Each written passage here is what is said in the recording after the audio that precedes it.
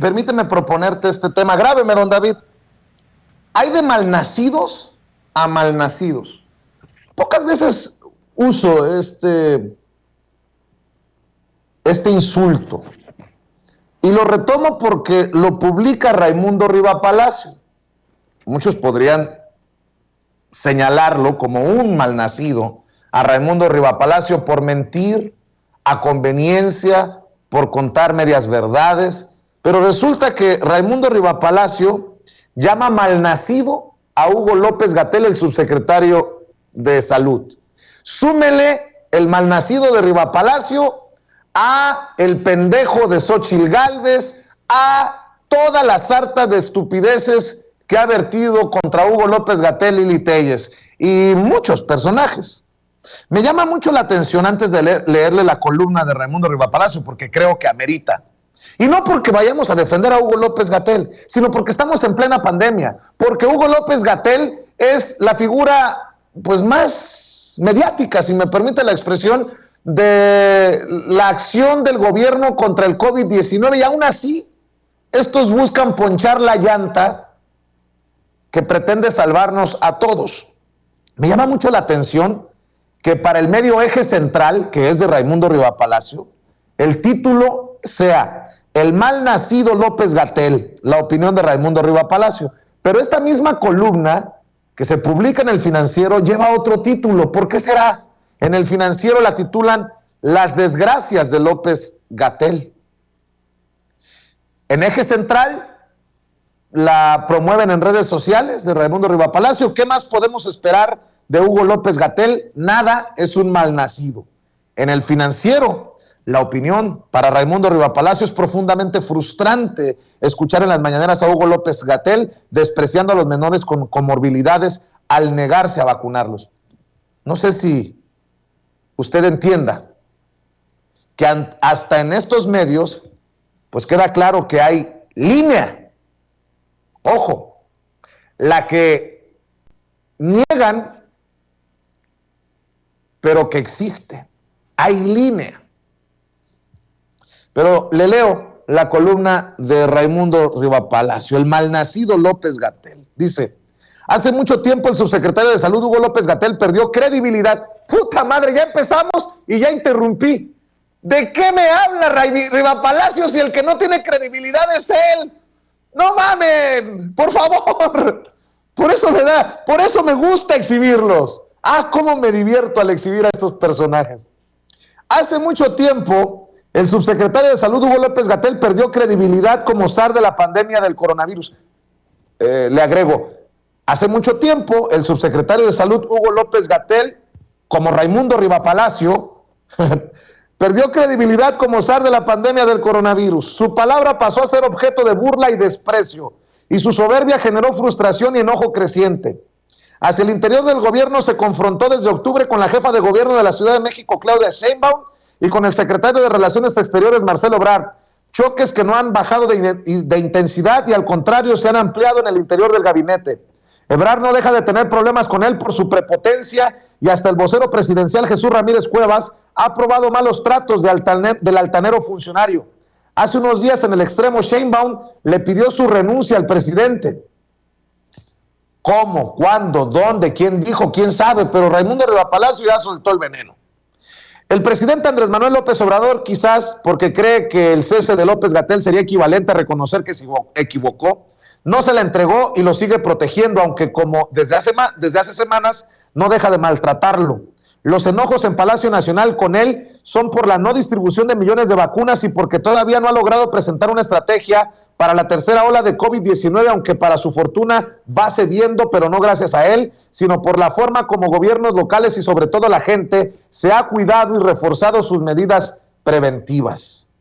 Nadie duda hoy que el subsecretario es un incompetente en su trabajo, pero la megalomanía de quien por las cosas que decían sus subalternos hace algunos meses acariciaba la candidatura presidencial, se sigue tropezando en sus contradicciones y en su notable falta de empatía que raya a veces en lo criminal, como sucedió el martes cuando, mezclando fobias y desviaciones ideológicas empapadas en manipulaciones con tufos conspiracionistas, criticó a quienes buscan amparos para vacunar a sus hijos menores, particularmente quienes tienen comorbilidades.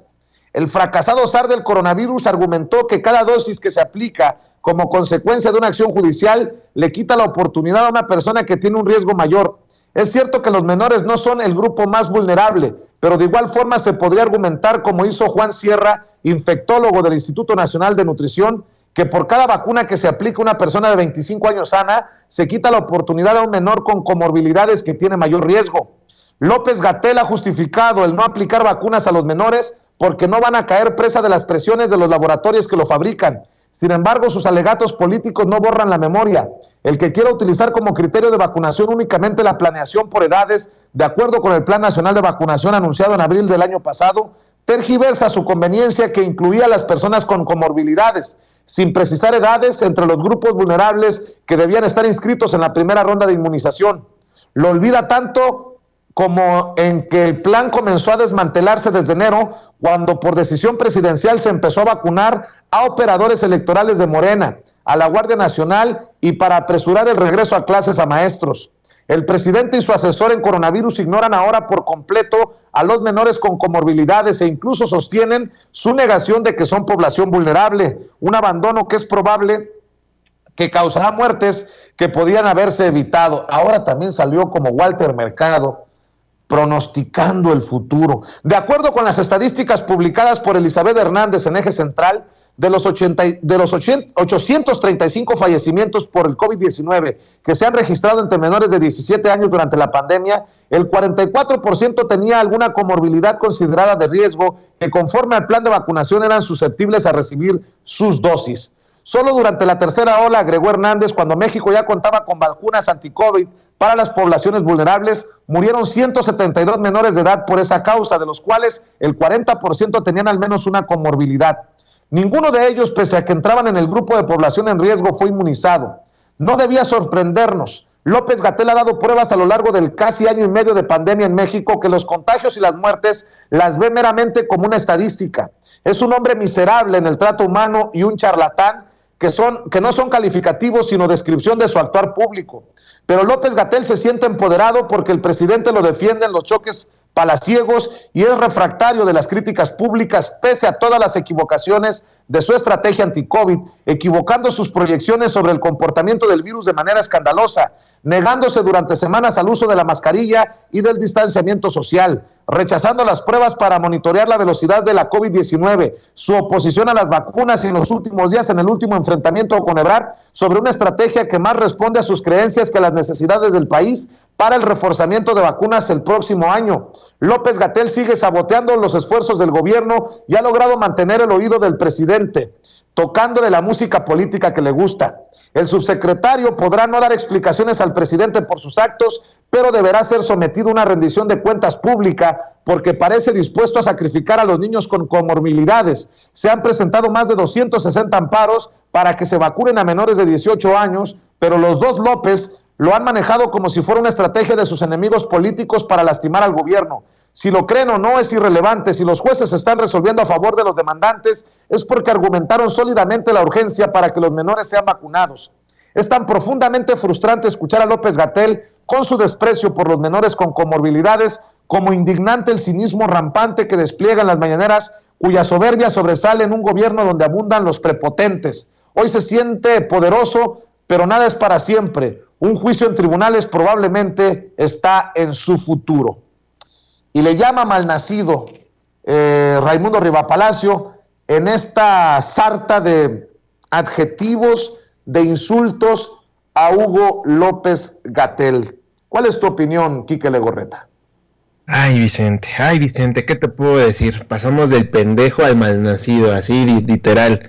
O sea, la oposición en este país, los medios corporativos y sus personajes de toda la vida se están quitando cada día más la máscara, y estas máscaras, pero es que como tienen miles, así, tienen varias, no sabemos cuál es la real. Y con este artículo que, como bien señalas, no dice ni qué, ni quién, ni cuándo, ni dónde. O sea, ya da por hecho que ya lo que él dice es lo que está pasando. Ya iba a decir la Pati Chapoy de la política, pero no, porque por lo menos Pati Chapoy sí tiene fuentes y sí las usa, afortunadamente, para que quede ahí en el récord.